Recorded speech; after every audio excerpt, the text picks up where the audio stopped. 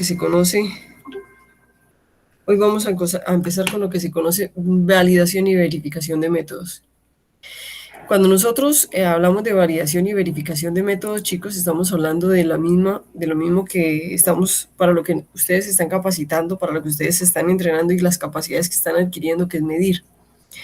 Entonces, esta diapositiva ya la habíamos visto. Cuando uno va a medir, siempre tiene ciertas preguntas que ya tiene cubiertas en mucha formación de la carrera. Entonces, por ejemplo, ¿qué mensurando deseamos conocer? ¿Cuál es la aplicación de mensurando? ¿Con qué magnitud le asignamos valor a ese mensurando? ¿Qué equipo debemos utilizar? Aquí es muy importante esto. ¿Qué equipo debemos utilizar? ¿Qué correcciones necesito aplicar? ¿Cómo reportamos ese resultado? ¿Cómo voy a tomar y cómo voy a registrar la lectura? ¿Qué exactitud yo requiero, cierto, para tomar y registrar esa lectura? ¿Y qué método de medición voy a usar? Entonces, cuando medimos siempre vamos a tener esta serie de preguntitas. La cuestión es que la idea, cuando nosotros hablamos de medir, estamos hablando de que vamos a hacer una toma, un registro de una magnitud acompañada de una referencia, como ya lo habíamos visto. Acá simplemente tengo unos recorderis y es que la medición, conceptos de la norma ISO, ¿cierto? Dice que es un proceso que consiste en obtener experimentalmente uno o varios valores que pueden atribuirse razonablemente a una magnitud. Entonces, cuando nosotros hablamos de la medición, ya lo habíamos visto, hablamos de que la medición se lleva a cabo por medio de un método, ¿cierto? Un método analítico que se rige por un principio de medición, es decir, un fenómeno físico-químico, el cual rige ese método y con el cual se ha hecho un método analítico que nos represente la medición. Espérenme un momentico, chicos, voy a quitarle el sonido a esto, listo, muy bien. Nos represente esa magnitud y con ese método establecemos un procedimiento que es sumamente detallado que nos permite reproducirlo. Entonces, nosotros tenemos en la medición un resultado de medida que se acoge o que se obtiene por medio de un procedimiento de medida, el cual este procedimiento de medida tiene adjuntos un sistema de medida y unas condiciones de medida las cuales hacen que este procedimiento nos dé un resultado de medida efectivo o confiable. Entonces, si hablamos de los conceptos de medición, entonces estamos hablando de que es una iniciativa de promover las buenas prácticas en la medición y esa iniciativa, por ejemplo, en el Reino Unido ha identificado 6 principios que se deben seguir en la práctica analítica y que constituye una muy buena práctica. Esos 6 principios se los voy a describir, ¿ok? Entonces, dentro de los 6 principios que se describen en el Reino Unido, se dice, las medidas analíticas deberían realizarse para satisfacer un requisito acordado, es decir, un objetivo definido. Y eso yo creo que ustedes lo tienen muy claro, chicos, porque cuando ustedes van a hacer un análisis o van a aplicar un método analítico, un procedimiento y van a obtener un mensurando, ustedes siempre tienen un objetivo, o determinar una variable, o determinar una magnitud, que tiene un objetivo, es decir, una aplicación, una aptitud de uso. El segundo principio es, las medidas analíticas deberían realizarse con métodos y equipos previamente que han sido probados para asegurar su adecuación al uso. Cuando ellos hablan de que deberían realizarse con métodos y equipos que previamente han sido probados para asegurar su adecuación al uso, quiere decir que deben ser equipos que cumplen, que han sido calificados, que han sido calibrados, debidamente calibrados, y métodos, ojo, que han sido verificados o validados, y que por lo tanto yo tengo una confiabilidad en esos métodos y en esos equipos. Como tercer principio dice, el personal que realiza medidas analíticas debería estar cualificado y ser competente para realizar esas tareas. ¿Qué quiere decir? Que debe demostrar que puede realizar correctamente estos análisis, que tiene las competencias, que tiene las capacidades, que ha desarrollado esas capacidades lo suficientemente bien como para poder realizar esos análisis o esas medidas analíticas. En ese sentido es cuando nosotros en la norma, y lo vamos a ver en aseguramiento de la calidad, dentro del sistema de aseguramiento de la calidad también está cómo nosotros definimos un perfil, cómo nosotros definimos una persona a la cual se tiene que contratar para poder obtener un buen perfil, con una buena competencia y un talento humano que sea capaz de desarrollar las tareas que se le asignen. ¿Ok? En el cuarto principio dice, debería existir una evaluación periódica e independiente del desempeño técnico de un laboratorio. Y esto viene a ser el cuarto principio que dice que yo, como laboratorio, no solamente me tengo que evaluar, me tengo que calificar periódicamente, sino que debo dejar o debo permitir o debo hacerme partícipe de evaluaciones externas, es decir, evaluaciones totalmente independientes, totalmente neutras, que aseguren esa neutralidad o esa, esa evaluación objetiva, que me diga a mí si estoy bien, si estoy mal, y permitirme serlo ampliamente mental, como para poder saber que la evaluación que me están dando es más formativa y más positiva que negativa, ¿ok? Entonces, cuando en el cuarto principio dice debería existir una evaluación periódica independiente, estamos hablando de lo que nosotros llamamos la validación periódica, el mantenimiento periódico, la calibración periódica, la acreditación periódica, la calificación periódica y así sucesivamente las auditorías periódicas, ¿ok? En el quinto principio dice las medidas analíticas realizadas en un lugar deberían ser consistentes en las realizadas a otros lugares. Y es ahí cuando nosotros hablamos del sistema globalmente armonizado a nivel mundial y hablamos de que los métodos que nosotros debemos validar y verificar y mejorar, no solamente validar y verificar y seguirlos, deben ser métodos que son conocidos a nivel mundial y que son reconocidos porque ya se reconocen normalizados o, por ejemplo, armonizados, pero reconocidos como tal, de que representan o que con ese método se obtiene la magnitud o el mesurando que estamos buscando con un objetivo ya específico, ya reconocido. Entonces, en ese caso, ya es cuando nosotros venimos y decimos, bueno, los métodos analíticos ya están normalizados, yo los voy a manejar, ya tengo que saberlos hacer, tengo que tener las competencias para hacerlo, pero también tengo que saber que muchos de esos métodos se pueden mejorar. No voy a romper el esquema, pero si algún día me doy cuenta que este método se puede mejorar y que la mejora va a ser sustancial para la población, para ayudar en un impacto positivo a la sociedad, yo debo ser capaz de compartir ese conocimiento y debo ser capaz de hacerle saber a la sociedad que ese método, que esa mejora de ese método es mejor y que le aporta un impacto positivo. Entonces, las medidas analíticas deben ser consistentes a las realizadas en otro lugar y no quiere decir que yo no pueda mejorar un método, no quiere decir que yo pueda modificar un método cuando se me dé la gana, no, tengo que saber, tengo que tener la experiencia y tengo que tener la capacidad de decir, mejoré el método y soy capaz de comunicarlo. ¿Alguna pregunta hasta este momento? Y el sexto principio, chicos, dice, y miran lo bonito que es el sexto principio. Después de todo lo que nos han dicho, que lo sabemos, los cuartos hasta el quinto principio, nos dice las organizaciones que realizan medidas analíticas deberían definir procedimientos adecuados de control y aseguramiento de la calidad. Y es ahí cuando este principio nos dice hay que tener un sistema, sea que sea acreditado o no, un sistema de gestión que me asegure que yo controlo, que yo manejo, que yo tengo un control sobre las medidas, sobre los equipos y que estoy asegurando la calidad que estoy entregando en esos resultados. Entonces es cuando me dice que yo como institución o que nosotros como instituciones deberíamos tener un sistema de aseguramiento de la calidad, un sistema de gestión de la calidad que me asegure, así no esté acreditado, que me asegure que lo que yo hago es no solamente correcto, sino que es de un impacto muy positivo y que aparte de eso le estoy dando, le estoy con mi trabajo, que lo estoy cobrando, estoy asegurando un impacto y una ayuda a la sociedad. Estoy evitando la morbilidad, estoy evitando la mortalidad, estoy evitando que se hagan malos procedimientos, estoy evitando que se hagan malos diagnósticos médicos, entre otras cosas. Cuando nosotros hablamos de estos principios, chicos, decimos que ellos no solamente son aplicables a laboratorios que trabajan de manera independiente, sino que son aplicables a cualquier tipo de laboratorio que tenga que tener la sensibilidad de compararse con otros laboratorios a nivel global, regional y nacional. ¿Es claro hasta este momento? ¿Es claro hasta este momento, chicos? Sí, profe, es claro. Perfecto.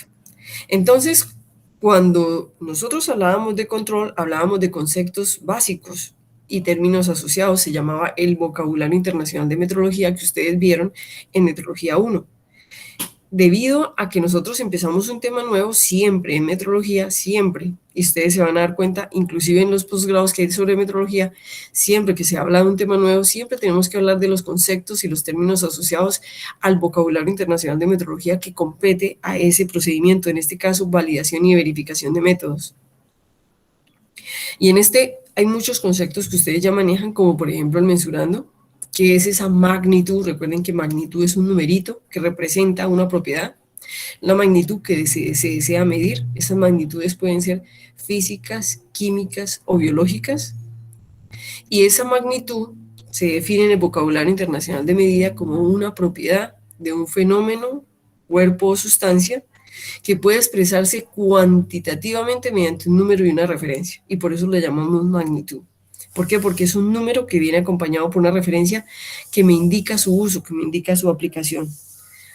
Entonces, yo quiero recordarles de Metrología 1, el Sistema Internacional de Unidades, que acá está muy claro en este simbolito, donde nos muestra no solamente las 7 magnitudes básicas, sino que nos muestra las unidades de cada una de esas magnitudes del Sistema Internacional de Unidades.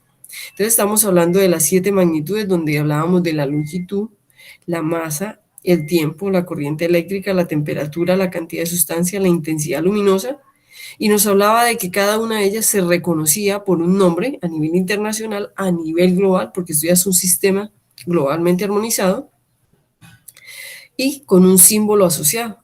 Entonces, ese símbolo, que ojo, debe ser correctamente escrito, no debe ser ambiguo, no debe ser mal escrito, ¿cierto? Por eso en Metrología 1 creo que los profesores de ustedes, si no estoy mal, los que les hubieran dado Metrología 1 se encargaron de que ustedes escribieran correctamente la simbología de cada una de las magnitudes básicas del Sistema Internacional de Unidades. Entonces, yo creo y yo considero que muchos de ellos hablaron de la forma correcta de escribir la metrología o el vocabulario internacional de metrología para no tener ambigüedades, para no tener esas ambigüedades. Por ejemplo, a mis estudiantes de Metrología 1, los que tuvieron la oportunidad de estar conmigo en Metrología 1, yo les enseñaba que metro no se escribe MT, porque MT sería metro por tiempo, ¿cierto? Metro por segundo, ¿cierto? Metro por tiempo. No se escribe, por ejemplo, kilogramo no se escribe kgr, ¿cierto? Se escribe gramos, se escribe solamente G. Por ejemplo, hay gente que escribe segundos como SG, ¿cierto? Y que me imagino yo que los docentes que le dieron a ustedes este tipo de Metrología 1 se encargaron de que ustedes estuvieran conscientes de la forma correcta de escribirlos. Como por ejemplo, yo creo que sus docentes se encargaron de decirnos que es incorrecto decir grados centígrados, y que aunque ustedes lo saben en este momento, se han dado cuenta que hay muchos profesores que aún así utilizan grados centígrados. Claro, no le podemos estar diciendo a la gente, oye, no, mira, es que la metrología dice que grados centígrados es una chambonada, que eso realmente no se debe decir así.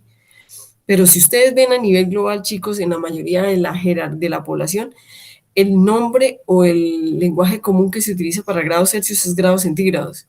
Entonces es algo que, digamos, se ha corrido voz a voz, y es algo que la población ha acogido, pero que si nosotros tenemos una formación, sobre todo en metrología, sabemos que no es correcto decir grados centígrados, ¿okay? Sino que es correcto grados Celsius.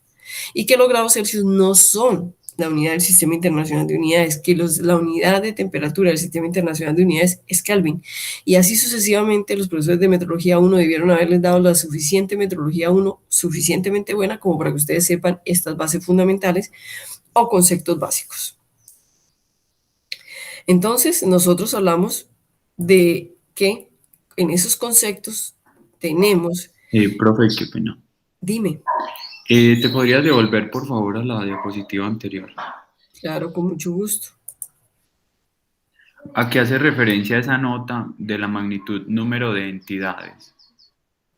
Bueno, entonces, esa nota hace referencia a que cuando nosotros tenemos un número, por ejemplo, un número que cuantifica una unidad, es decir, una magnitud básica del Sistema Internacional de Unidades se refiere al número de entidades que corresponden a esa magnitud. Por ejemplo, Juan José, cuando tú dices una mol de una sustancia, se está refiriendo a una cantidad de una entidad de cantidad de sustancia. Si usted dice 5 moles, te está refiriendo a 5 entidades de esa cantidad, de esa unidad o de esa magnitud. ¿Sí me entiendes? Ah, sí, profe. Entonces, cuando nos están hablando del numerito, es decir, por ejemplo, Juan José, cuando te dicen a ti, Juan José, tú tienes 80 gramos sobre decilitro de azúcar en sangre, te están refiriendo al número de entidades de glucosa que tienes en sangre. Claro, cuando a ti te dicen, tú me podrías decir, profe, pero gramos sobre decilitro no es una unidad del Sistema Internacional de Unidades. Entonces, es cuando nosotros decimos, tenemos formación en metrología, entonces esos gramos sobre decilitro los llevamos a moles y sabemos que tenemos unas moles por litro de glucosa en sangre. Y igual, siguen siendo un número de entidades que identifican o que cuantifican una magnitud del Sistema Internacional de Unidades. ¿Estamos claros? Sí, profe, ahora sí está claro, gracias. Perfecto. Entonces, si seguimos con esos conceptos, por ejemplo, tenemos del mismo Sistema Internacional de Unidades que yo les decía, tenemos la magnitud básica y la unidad básica. Entonces, en el vocabulario internacional de metrología nos decía que la referencia que acompaña la magnitud es una unidad de medida, un procedimiento de medida o un material de referencia. Entonces, por ejemplo, en el Sistema Internacional de Unidades, ya viéndolo como tal aplicado a esos conceptos generales y términos asociados a lo que se llama validación y verificación de métodos, vamos a hablar de la referencia que acompaña esa magnitud. Esa magnitud que es obtenida por medio de un procedimiento que tiene un método y que se rige por un principio. Entonces vamos a hablar de la unidad de medida. Cuando hablamos de la unidad de medida, estamos hablando de una magnitud escalar real, definida y adoptada por convenio, con la que se puede comparar cualquier otra magnitud de la misma naturaleza para expresar la relación entre ambas mediante un número. Entonces, nosotros, ¿cómo entendemos ese concepto de unidad de medida? Entonces, a mí me dicen, hombre, pero es que la unidad de medida es una magnitud que se puede comparar, ¿cierto? Que se puede comparar con otra con otra de la misma naturaleza. Entonces, si yo me devuelvo al ejemplo que le di a Juan José, yo le digo, Juan José, tú tienes 80 gramos sobre decilitro de glucosa en sangre. Chicos, ustedes que ya conocen los procedimientos, que ya vieron química clínica, ¿estoy equivocada o no? ¿Ya vieron química clínica? Profe, yo no. Bueno, perfecto, pero viste, por ejemplo, a ver qué otra materia. Bueno, entonces en ese sentido, Juliana, ¿has hecho alguna vez un método de medición de glucosa, de urea, creatinina? ¿Algún método que puedas decir, yo voy a obtener un mensurando? ¿O un coagulómetro donde digas, bueno, la coagulación está bien, está mal, porque se demora mucho, se obtiene poquitas, es muy lenta? ¿Has hecho algún método de medición? Profe, yo creo que no, pues en este momento creo que no, o no recuerdo bien en realidad. Bueno, pero ya viste el laboratorio de química, ¿o no? Tampoco. Sí, laboratorio de química. Exacto, y viste laboratorios de física, ¿cierto que sí? No, profe, de física no. Bueno, ok. Entonces, cuando viste un laboratorio de química, ¿qué mensurandos obtuviste, por ejemplo, en un laboratorio de química? ¿Qué mensurandos? ¿O nunca hiciste un análisis o por ejemplo, tuviste una concentración titulando? ¿Sí lo hiciste alguna vez? Sí, titulación, sí. Perfecto. Entonces, ese mensurando te decía un numerito que identificaba esa concentración, ¿cierto? Sí, profe. Y cuando tú hacías, por ejemplo, la titulación, la tenías que comparar con otra de su misma naturaleza. Es decir, cuando tú haces una titulación, lo haces comparándolo con un reactivo, que es el patrón, que tiene una concentración definida y es la que te ayuda a definir la concentración de la concentración que estás obteniendo. ¿Estamos de acuerdo? Sí, profe. Lo mismo entonces hablo para los que ya conocen y los que han hecho alguna vez un método analítico biológico o bioquímico, como por ejemplo obtener urea, creatinina, glucosa, entre otros, por ejemplo, lípidos, triglicéridos o tiempo de coagulación, ¿cierto? Entre otros métodos. Cuando nosotros obtenemos una magnitud, es decir, un numerito escalar, tenemos que compararlo con otro. Por ejemplo, cuando hacemos una medición de glucosa, tenemos un patrón de glucosa que tiene una concentración definida y con la cual yo comparo, y que tiene que ser de esa misma naturaleza. ¿Quedó claro lo que les acabé de decir?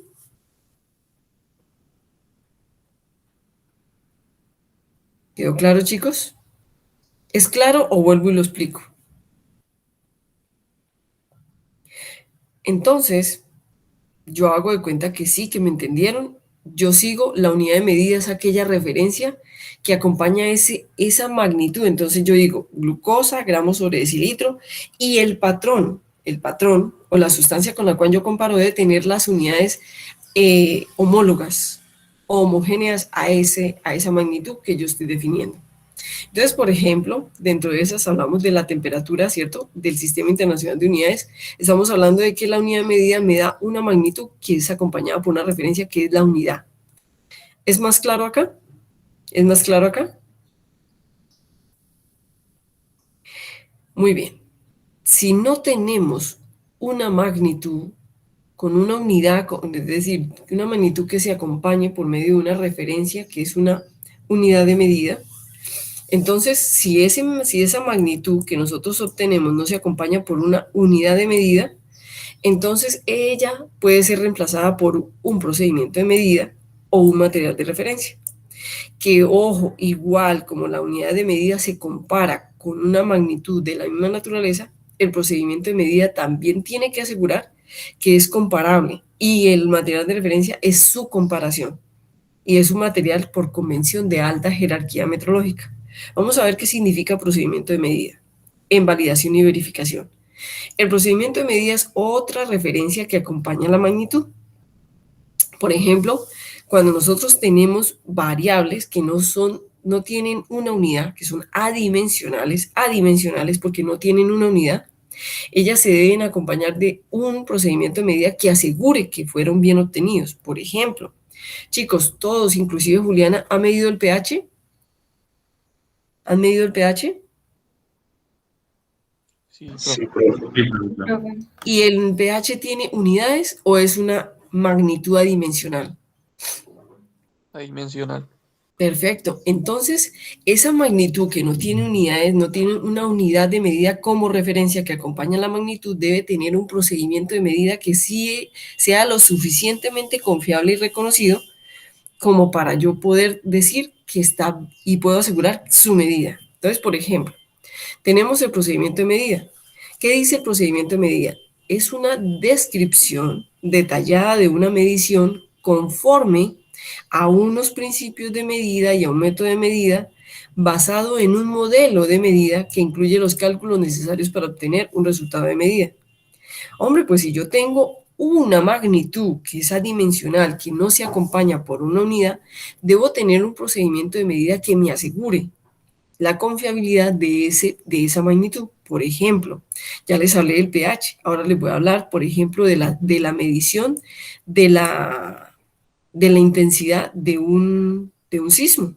Entonces vamos a hablar, por ejemplo, de la intensidad de un sismo, y estoy hablando de que hay muchas formas de medir la intensidad de un sismo, pero cuando ustedes les dicen, hombre, es que se midió por medio de la escala de Richter, es decir, ustedes ya tienen un método a nivel global que está validando o que está asegurando esa escala, es decir, que les está diciendo qué tan severo, qué tan intenso, qué tan suave es la intensidad de un sismo.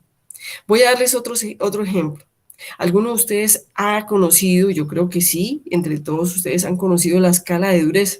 Hay diferentes escalas de dureza para medir la dureza de un material, donde a ustedes les enseñaron que un material muy blandito es una escala en la escala de, bueno, hay escala Rockwell, pero también está la escala Dittker, ¿cierto? De dureza, donde les enseñaron a ustedes que la escala de dureza era 0 un material muy blandito y 7 un material muy duro, y entre esos decían que el diamante natural, el diamante no sintético sino natural, es un diamante muy duro.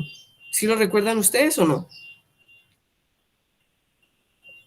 Entonces a ustedes les tienen que decir, hombre, este material tiene 7 de dureza, pero con la escala Rockwell o con la escala Dittker o con la escala, les tienen que dar una escala. ¿Estamos de acuerdo? Es decir, me tienen que asegurar el procedimiento de medida si esa magnitud no tiene una unidad de referencia que la acompañe.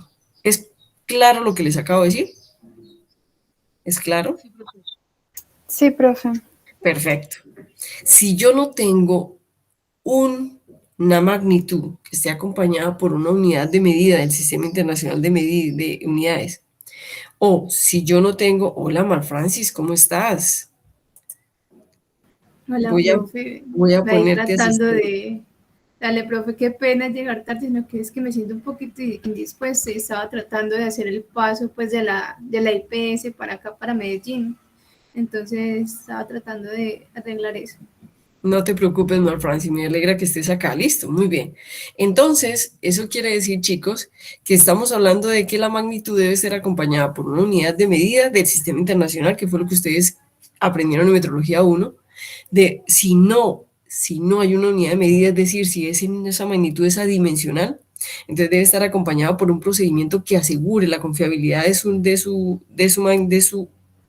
su obtención, y si no, tenemos otra que es acompañado por un material de referencia, es decir, que ha sido comparado por un material de referencia. Entonces ustedes me podrán decir, profe, pero cuando yo obtengo, por ejemplo, una glucosa en sangre, esa glucosa en sangre tiene un material de referencia. Sí, ¿estamos de acuerdo? Sí.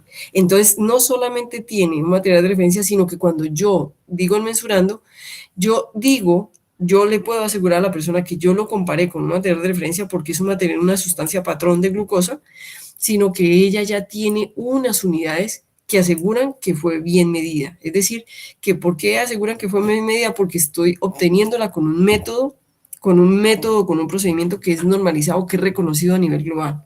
Pero a nivel global, ella se da a conocer como una magnitud que se acompaña por unas unidades y no por el material de referencia con el cual fue comparado. ¿Ok? Entonces, cuando no tenemos ni unidad de medida ni procedimiento de medida, también podemos referenciar esa magnitud a un material de referencia. ¿Qué significa un material de referencia? Ustedes ya lo saben, ya lo hemos definido en el vocabulario internacional de metrología. Yo creo que en metrología 1 le hablamos de eso, pero creo que también hemos hablado de eso en control metrológico. Entonces, un material de referencia es un material suficientemente homogéneo y estable con respecto a propiedades específicas establecido como apto para que sea adecuado usarlo en una medición, usarlo para obtener un mensurando que generalmente me da una magnitud cuantitativa o cualitativa.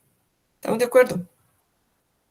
Entonces, por ejemplo, estamos hablando de que hay muchas, yo les hablé ahorita de la glucosa y les dije, cuando nosotros vamos a obtener la glucosa, chicos, nosotros reportamos la unidad de la glucosa o la medida de la glucosa, la magnitud, con una unidad de medida que es reconocida a nivel nacional e internacional. Pero, por ejemplo, ¿cuáles pueden ser dadas como un material de referencia? Chicos, yo les hago una pregunta. Ustedes vieron en el Sistema Internacional de Unidades, y me voy a volver a la otra diapositiva, ¿vieron en este Sistema Internacional de Unidades unidades de actividad enzimática? En este Sistema Internacional de Unidades, ustedes vieron, por ejemplo, electrovoltios, que son unidades, son magnitudes que nosotros acogemos, medimos, obtenemos, pero que no tienen unas unidades en el Sistema Internacional de Unidades, y que por más de que nosotros queramos esas unidades, por más de que los vamos a hacer unidades derivadas, recuerden ustedes que las magnitudes básicas del Sistema Internacional de Unidades son estas 7, pero por combinación de ellas se obtienen las unidades derivadas, y esas unidades derivadas son una cantidad enorme de unidades derivadas. ¿Sí lo recuerdan? Entonces, cuando nosotros hablamos de eso, estamos hablando de que hay magnitudes que no van a tener esas unidades, pero que están aceptadas por convención y que siempre se deben referir a un material de referencia. O por ejemplo, ¿cuáles? Cuando nosotros tomamos una medida de actividad enzimática, cuando tomamos una medida de reacciones enzimáticas o de reacciones cinéticas, a las cuales nosotros no nos podemos acoger a una unidad del Sistema Internacional de Unidades, pero nos debemos acoger a un material de referencia que a nivel mundial ha sido acogido por convención, es decir, que es esto, ¿cómo se dice? avalado por acuerdos internacionales. ¿Es claro lo que les acabo de decir? Voy a dar el ejemplo para que lo entendamos. Dime, qué pena. No, profe, que sí, era claro. Perfecto. Entonces, por ejemplo, el ejemplo que les traemos acá, porque este realmente es un ejemplo de la profesora Adriana Benavides, ella decía, una de las materias de referencia que nosotros podemos hacer, por ejemplo, es la concentración arbitraria de cantidad de sustancia de lutropina en una muestra dada en plasma sanguíneo humano que se define como ojo 5. Esta es la magnitud que por medio de un procedimiento, un método de medida y un principio nosotros somos capaces de cuantificar, pero estas unidades internacionales no son del Sistema Internacional de Unidades, son, ojo, un patrón internacional reconocido por acuerdos internacionales por instituciones o organizaciones de metrología en el mundo, que me han dado la confiabilidad de seguir un procedimiento que ya está reconocido, que se rige por un método y que tiene un principio de medición, que el hombre ha validado, ojo, y verificado, con la cual yo puedo obtener esta magnitud y con una referencia. ¿Cuáles son esas referencias? Hombre, unas referencias que son dadas por un material de referencia. ¿Entendido, chicos? ¿Es Sí, claro? profe. Perfecto. Entonces, no se nos puede volver a olvidar que la magnitud puede estar acompañada por 3 referencias.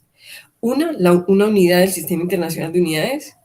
2, un procedimiento de medida que asegure su confiabilidad o un material de referencia que es reconocido por convención a nivel mundial.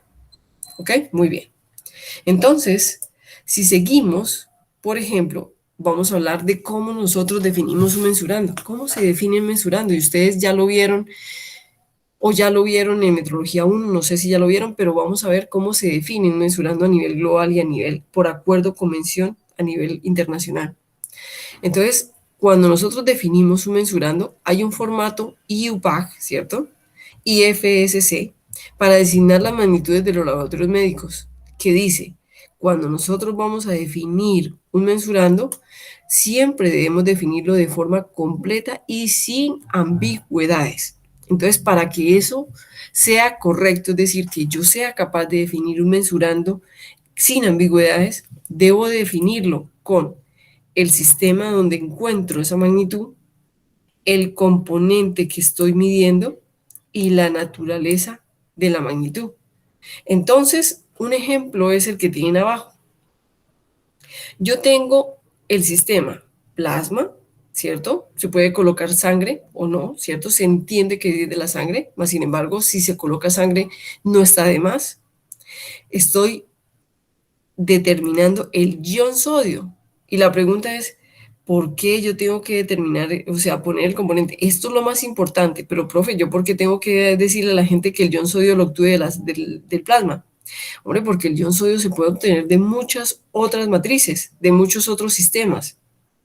En ese sentido, me voy a ayudar un poquito de ustedes. ¿De dónde más yo podría cuantificar el ion sodio? ¿En qué otras matrices o qué otros sistemas del cuerpo humano o de nuestro cuerpo biológico podríamos determinar el ion sodio? Ayúdenme mientras yo traigo un poquito de agua, chicos, que me está secando la garganta. Díganme ustedes.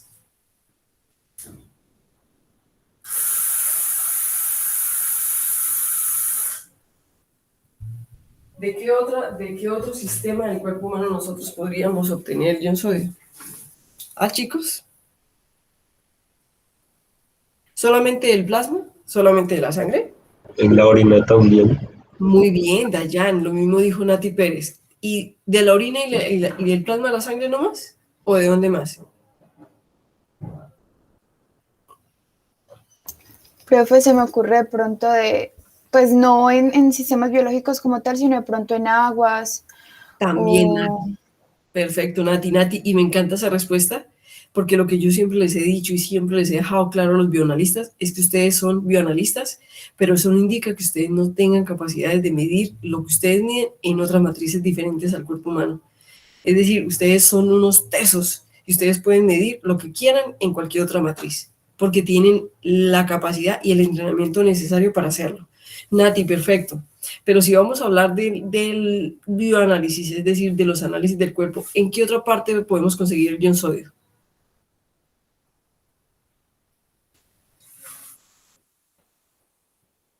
¿En qué otra parte?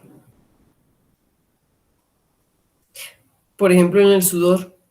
¿Se han escuchado que se mide el ion sodio en el sudor? No, yo no había escuchado. ¿No lo habías escuchado, Lady? Bueno, entonces, Lady, yo te cuento que el ion sodio se mide en el sudor y otros iones para determinar, por ejemplo, cuando una persona no tiene buena absorción de los iones o de los minerales. Y en ese caso podemos hablar de enfermedades como la fibrosis quística, entre otras. Entonces, ustedes también van a determinar ion sodio en sudor.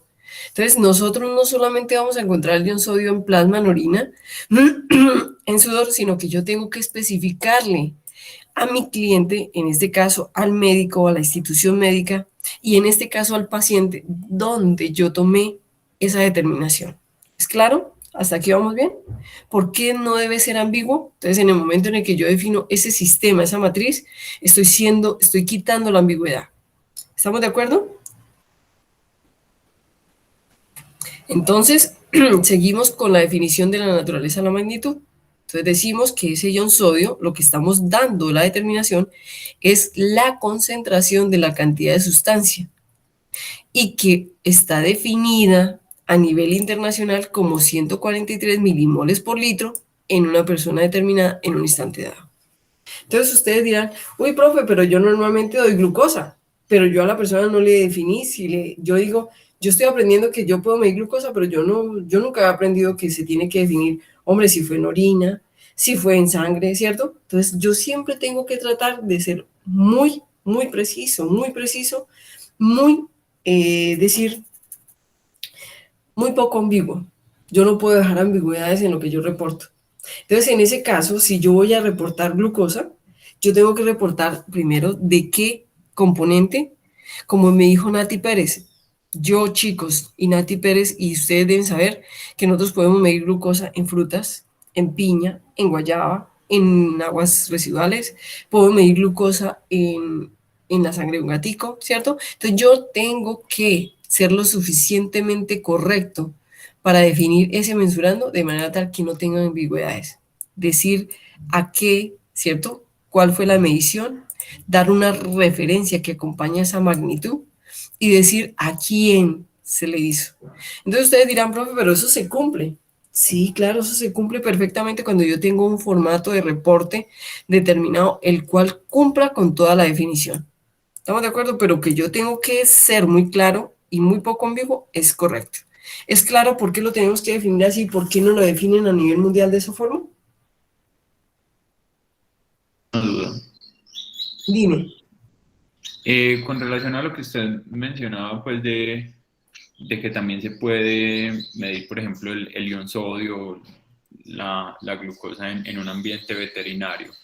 No sería necesario especificar el individuo porque, por ejemplo, el ion sodio, pues los Sí. valores normales de ion sodio me imagino que serían diferentes en perros y en gatos que en humanos. Total, es totalmente distinto. Es totalmente distinto el valor. Los métodos analíticos, Juan José, no varían, pero es totalmente distinto el valor, es totalmente distinto el individuo, es totalmente distinta la variabilidad biológica que presentan esos animalitos versus nosotros, ¿cierto? Que también somos animales, pero supuestamente racionales. Discúlpenme ustedes lo que estoy diciendo, pero yo lo considero así, ¿cierto? Entonces, sí, Juan, tienes toda la razón. Por ejemplo, ustedes chicos han escuchado que se han analizado las lágrimas. ¿Ustedes qué creen que se le analizan a las lágrimas? Por ejemplo, para definir que una lágrima sabe distinto o tiene diferente composición mineral cuando una persona está triste que cuando una persona está alegre. ¿Cómo creen ustedes que se ha definido eso? ¿Con qué métodos analíticos creen ustedes que analizan una lágrima o lágrimas de una persona? Ah, chicos, ¿qué creen ustedes que se le puede medir a una lágrima?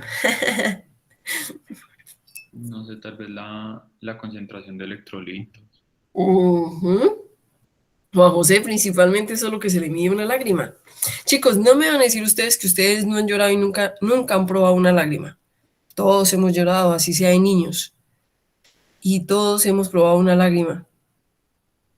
Pero a ojo, que yo diga, uy, es que yo voy a probar, voy a ver, estoy llorando de alegría, voy a probarla a ver si me sabe más dulcecito, más saladito, ¿cierto?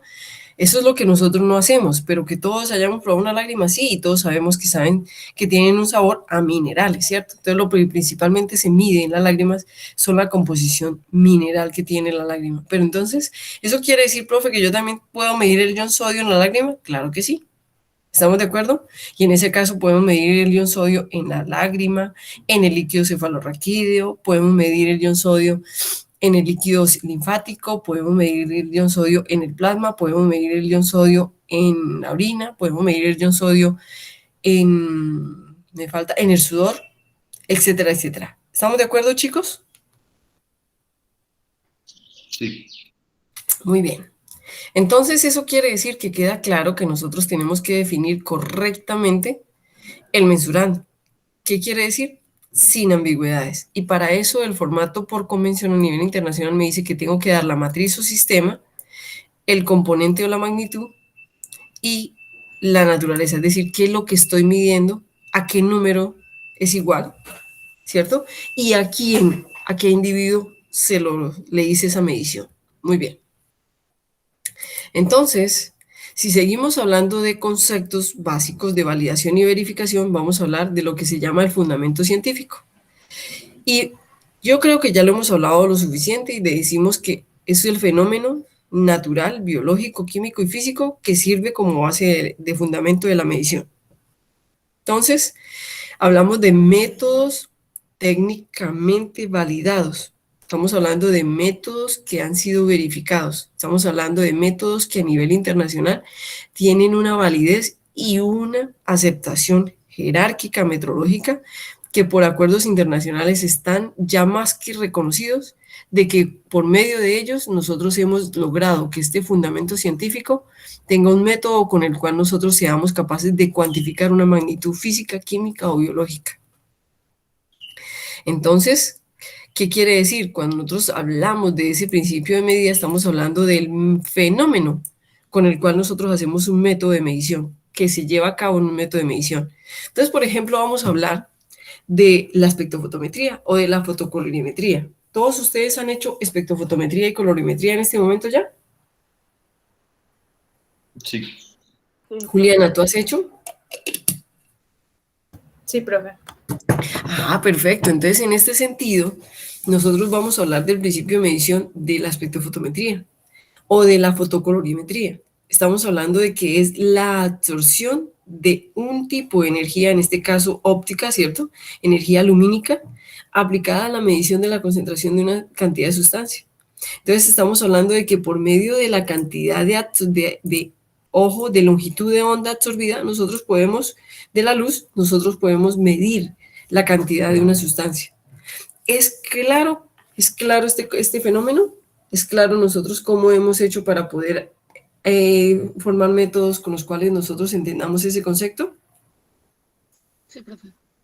Perfecto. Entonces, eso quiere decir que entonces ya entendemos lo que es el principio de medida. Muy bien. Entonces, si nosotros tenemos el principio y lo hemos definido, debemos tener un método y un procedimiento de medida. En este caso, chicos, si yo me devuelvo, discúlpenme, me voy a volver un poco, hablamos de definir mensurando. Cuando yo entrego ese resultado, este mensurando tiene que quedar totalmente claro, no ambiguo. Pero ese mensurando, que es una magnitud acompañado por una referencia a la cual yo le doy un valor y digo a qué persona se le tomó, identificado correctamente, que se sigue por un principio de medición, yo tengo que definir correctamente el fundamento, el principio de medición, el método de medición y el nivel de normalización de ese método. Entonces, cuando nosotros estamos hablando de eso, yo me quiero ir a los insertos que ustedes trabajaron ahorita en trazabilidad. Yo me quiero ir a esos insertos. Yo quiero que ustedes me digan, chicos, si parte de lo que estamos definiendo acá no están en el inserto, no son claros en el inserto, o son claros. ¿Mm?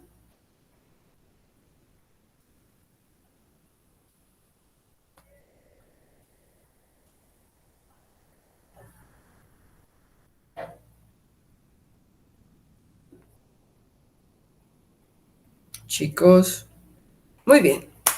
Entonces, eso quiere decir que nosotros no solamente vamos a definir un mensurando que se rige por un principio de medición y que tenemos que tener definido el principio de medición, sino que también tenemos que definir el método de medición. Entonces vamos a hablar del método de medida y hablábamos, según la definición, que es una descripción no detallada, genérica, de la secuencia lógica que usamos en una medición. Es decir, de la serie de pasos lógicos que utilizamos cuando vamos a hacer un método de medida. Y esos métodos los clasificamos según su origen.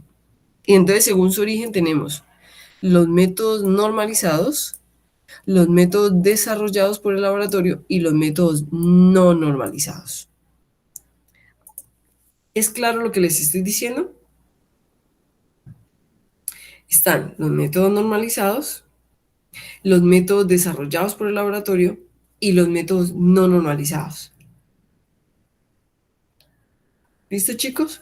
Entonces, cuando nosotros clasificamos por medio de su origen, decimos que son normalizados, no normalizados o son internos del laboratorio. También tenemos que ellos se clasifican en términos del fenómeno o el principio de medición y cómo nosotros los podemos cuantificar. Entonces, nosotros tenemos métodos directos o métodos indirectos. Métodos directos son aquellos en los cuales yo obtengo el mensurando de manera directa, y métodos indirectos es por medio de los cuales, y son los más comunes, por medio de los cuales yo tengo que tener una estrategia para obtener el valor del mensurando.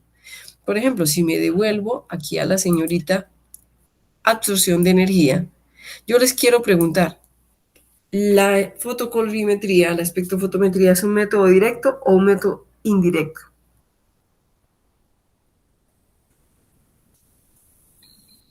Indirecto.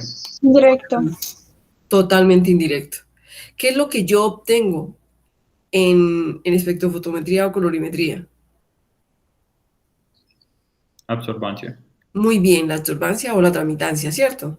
Y esa tramitancia yo la tengo que, por medio de una estrategia matemática, en este caso, llevarlo a términos de concentración. Entonces, ¿tenemos claro, chicos, qué son métodos directos o métodos indirectos? En ese caso me voy a ir, por ejemplo, a este ejemplo que teníamos atrás. Yo les hago una pregunta, ¿esto es método directo o método indirecto? Este que está acá. Directo. Directo, profe. Directo. Totalmente directo. Ok, perfecto. Si me voy a, por ejemplo, al caso Juliana, de una titulación, ¿la titulación es un método directo o un método indirecto?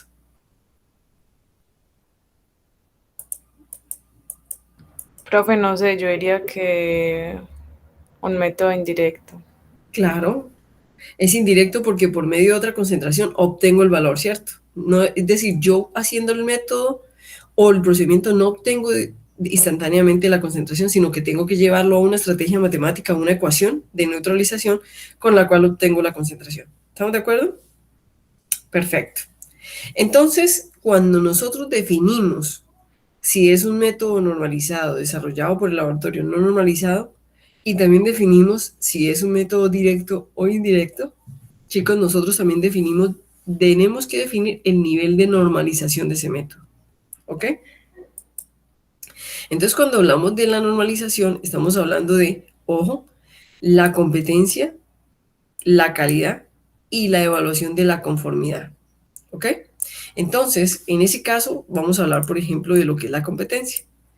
Y la competencia viene mucho al análisis. Profe, qué pena, Dime. antes de que continúe con el tema, ¿me podrías aclarar cuál sería la diferencia entre el método normalizado y no normalizado?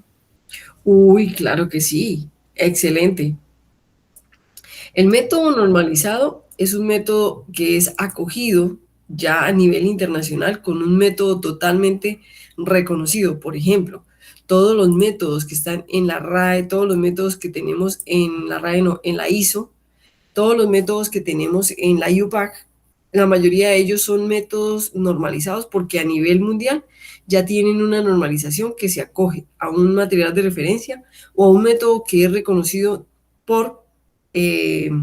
normalizado significa que sí sigue por una norma, que está regulado por una norma, que ya ha sido, ya tiene un compendio en un libro reconocido a nivel internacional como una norma, ya sea una norma ISO, ya sea una norma UPAC, ya sea una norma del Golden Book Chemical y entre otros.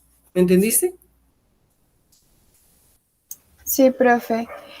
Cuando decimos un método no normalizado, estamos hablando de métodos que no se rigen a un método ya reconocido a nivel internacional.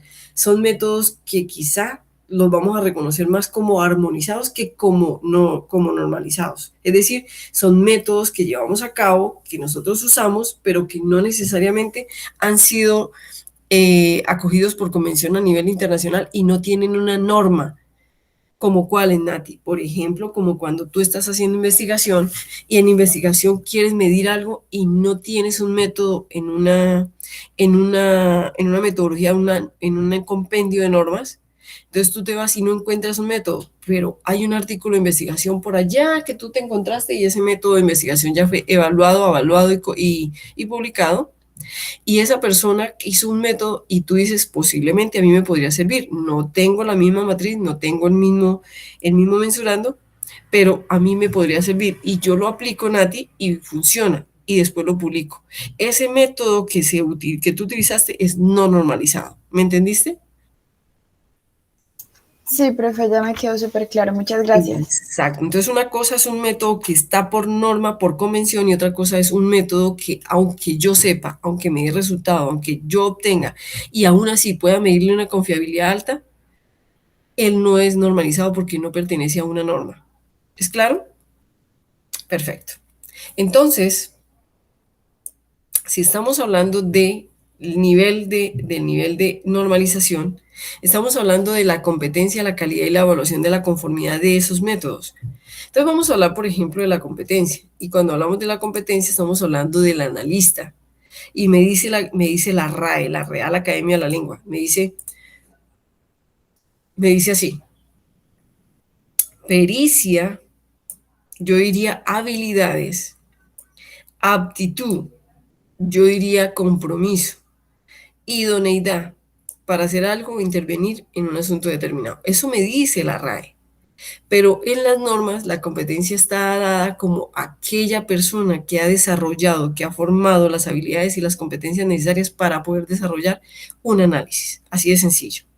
Si hablamos de la calidad, estamos hablando ya de la normalización o del nivel de normalización, hablamos del grado en que un conjunto de características inherentes a un objeto, producto, proceso, servicio, persona, organización, sistema o recurso, cumple con los requisitos de una norma. Entonces, en ese caso hablamos de la norma más general de calidad, que es la norma ISO 9000, es la mamá de todas las normas en calidad. ¿Por qué? Profe, pero es muy general, eso es una norma muy superficial, muy general, pero es la mamá porque fue la que empezó a establecer la calidad. ¿Estamos de acuerdo? Entonces, ella nos dice qué es la calidad y nos dice cómo se obtiene un sistema de calidad. Sin embargo, no es específica para cada una de las áreas. Para eso ya están otras normas que acompañan la familia de la 9000 y otras normas que son integrales a la ISO 9000 que me dicen cómo establecer un sistema para administración, para periodismo, para laboratorios, para investigación, para otras cosas. Entonces vamos a hablar de la evaluación de la conformidad. Y la evaluación de la conformidad es cuando a mí me evalúan, cuando a mí me auditan. Entonces, cuando yo hago evaluación de la conformidad es demostrar que cuando nosotros hacemos algo cumplimos con los requisitos específicos relativos a un proceso, sistema, persona o organismo y que esos requisitos están determinados por medio de una conformidad o una norma que ya se evalúan, entre otras actividades, por un ensayo o una prueba. Y están definidos en la norma ISO 17000, que ya es la que nos rige a los laboratorios, no solamente los clínicos, sino que nos rige a los laboratorios de investigación, a los laboratorios industriales, etcétera, etcétera. Entonces, cuando a mí me dicen, es que vamos a hacer una evaluación de la conformidad, es mirar si yo realmente cumplo con esos requisitos específicos. Que la norma no me va a decir, hombre, es que usted es un laboratorio de análisis, de bioanálisis, entonces los requisitos son tales. No, yo tengo que aprender a establecer esos requisitos y cumplirlos, porque así me lo dicta la norma ISO 17000. ¿Estamos de acuerdo, chicos? Entonces estamos definiendo el nivel de normalización. Ahora, si yo tengo un método analítico que no se puede evaluar por la conformidad, por ejemplo, les voy a contar algo. En la Universidad de Antioquia tenemos muchos métodos analíticos que son in situ, es decir, son creados por el laboratorio. Y traemos a los auditores o a los auditores de acreditación de los laboratorios. Chicos, qué pena, voy a esperar a que pase el carrito.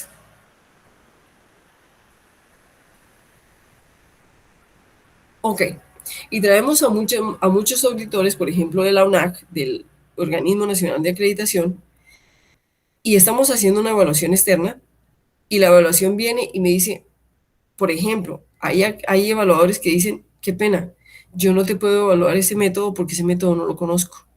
O ese método, yo no doy conformidad a ese método porque yo no reconozco ese método y no tengo la formación. No tengo la formación. Ellos no dicen que no tienen la formación, ellos dicen simplemente no le doy el visto bueno de conformidad. Pero muchas veces es porque simplemente ellos no tienen la formación para evaluar la validación y la verificación de ese método que ha sido creado de forma in situ en el laboratorio. Entonces, en la Universidad de Antioquia, en muchas universidades, inclusive en laboratorios de investigación, se tienen métodos que han sido desarrollados por los mismos laboratorios que son, ojo, espérenme un momentico, chicos, que a mi computador le está dando falta de oxígeno.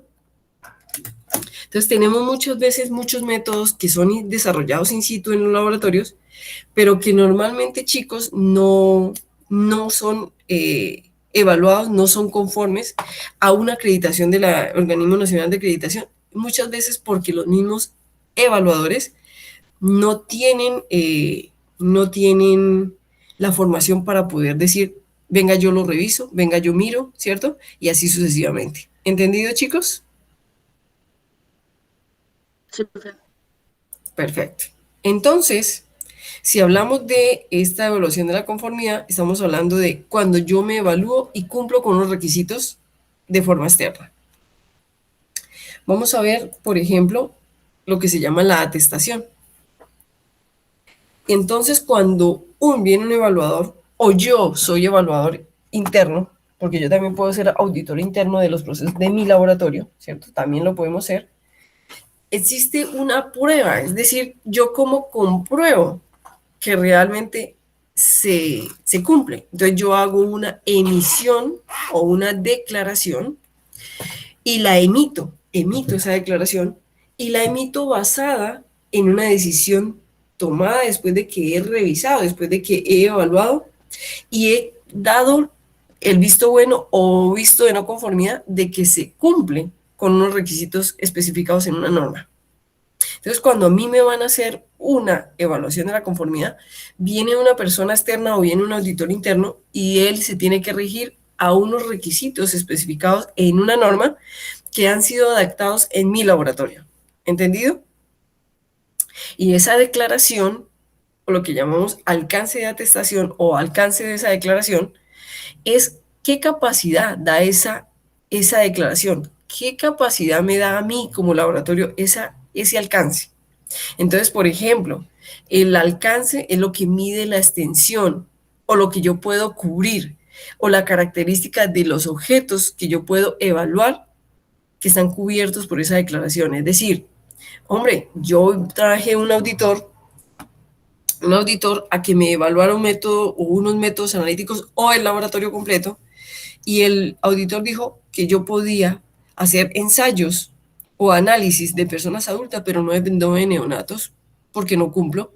Entonces él me da un alcance, es decir, con esa declaración, él me da un alcance mayor, menor, o yo logro un alcance menor o mayor.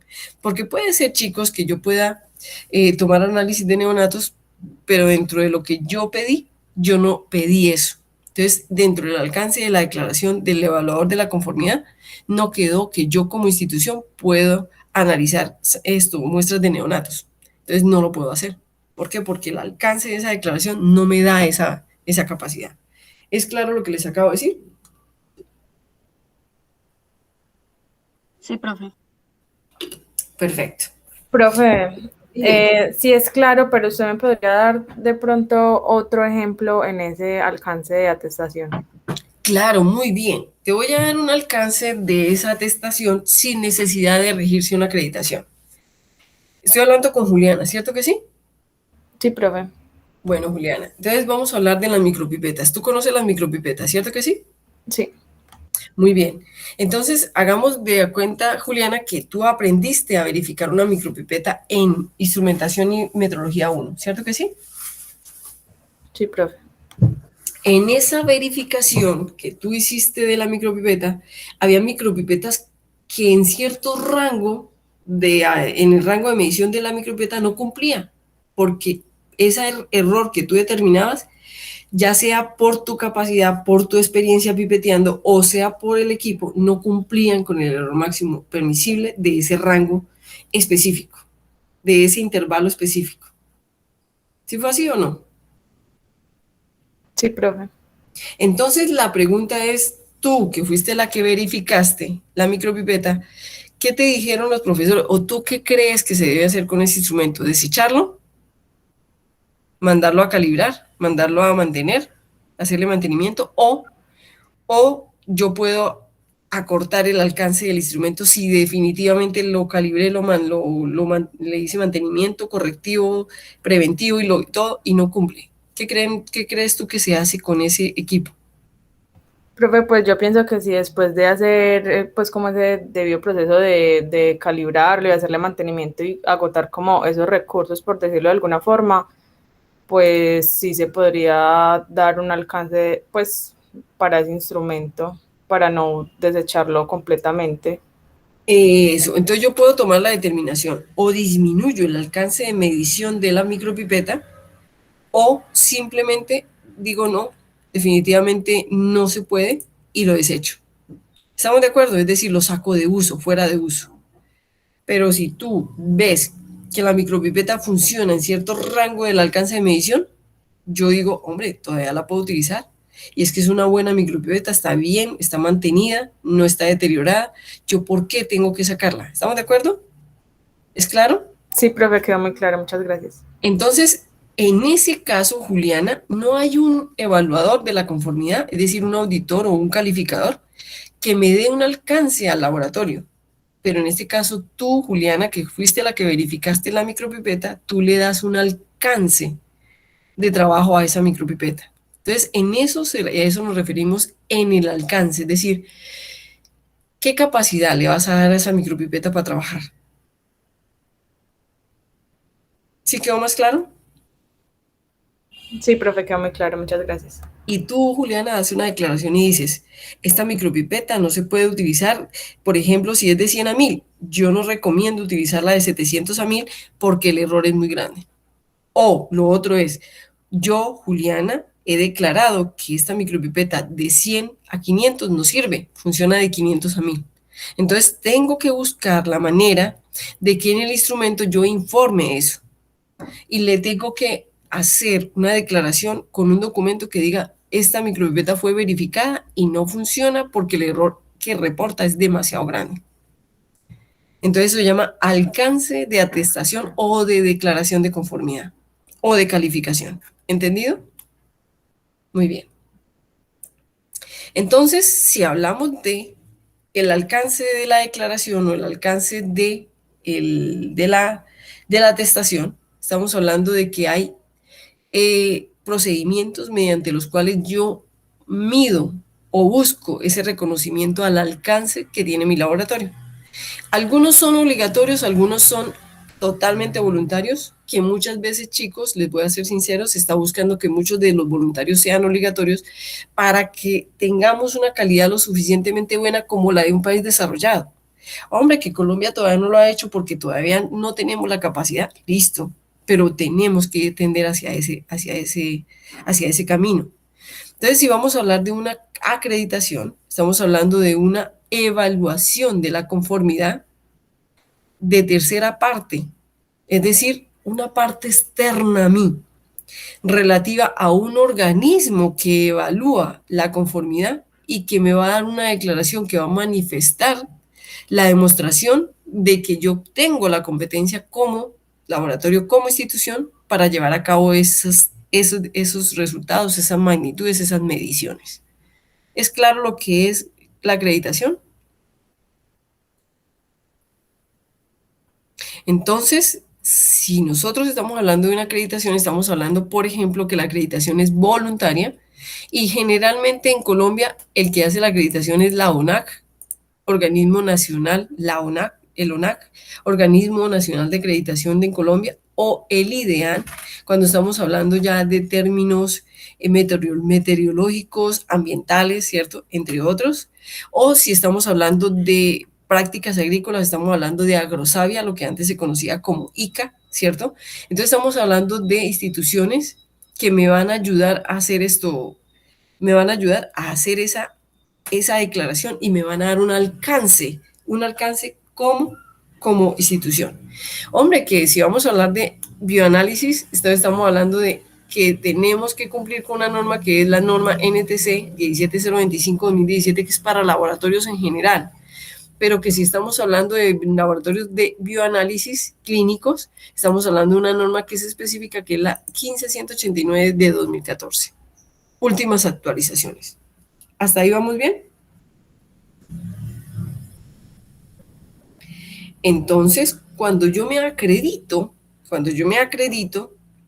y me han declarado un cumplimiento de la conformidad, a mí me certifican. Y vamos a hablar de lo que es la certificación. La certificación es una declaración, una atestación que me da un certificado con el cual yo puedo demostrar que yo cumplo con los requisitos de un proceso, un producto, un sistema o de personas. ¿Es claro, chicos? ¿Quiénes me dan esa certificación? Me dan la certificación el ICONTEC, empresas encargadas de hacer certificación como Bura Veritas, entre otras, ¿ok? Y cuando a mí me certifican sistemas de gestión de calidad, me lo certifican por medio de la norma 9001-2015, que es aquella que me dice cómo se puede plantear un sistema de gestión de calidad de forma completa y conforme. ¿Es claro lo que acabo de decir acá, chicos? Profe, yo no entendí la diferencia entre acreditación y certificación. Es decir, ¿la certificación tiene como una mayor jerarquía o cómo? No, Juan José, tienen una aplicación diferente. Cuando tú te acreditas, tú estás acreditando el cumplimiento de los requisitos de un proceso. Pero cuando tú te certificas, tú estás certificando tu sistema de gestión integralmente, no del cumplimiento de los requisitos, sino cómo tu sistema de gestión es óptimo y efectivo. Esa es la diferencia. ¿Estamos de acuerdo? ¿Quedó claro, chicos? Perfecto. Y lo otro es que cuando nosotros ya estamos en un proceso, tenemos un producto, tenemos un método, tenemos un proceso, nosotros podemos registrar ese producto, ese proceso, y el registro es un acto administrativo que se hace por medio de una institución, en una institución que tenga una autoridad competente y reconocida, que se reconozca por evaluar, por ser capaz de emitir un registro que reconoce el cumplimiento de los requisitos, condiciones y procedimientos exigidos para realizar esa actividad. En ese caso, entonces, estamos hablando de Agrosavia, o lo que antes se conocía como ICA e INVIMA. Donde yo tengo un producto, hombre, pues yo le digo a INVIMA que venga y me dé un registro, y para ese registro yo tengo que cumplir con una cantidad de requisitos que al final me van a dar un numerito que me va a dejar comercializar ese producto de manera confiable, porque el INVIMA me ha dicho que yo tengo requisitos y que cumplo con requisitos, condiciones y procedimientos. ¿Es claro, chicos?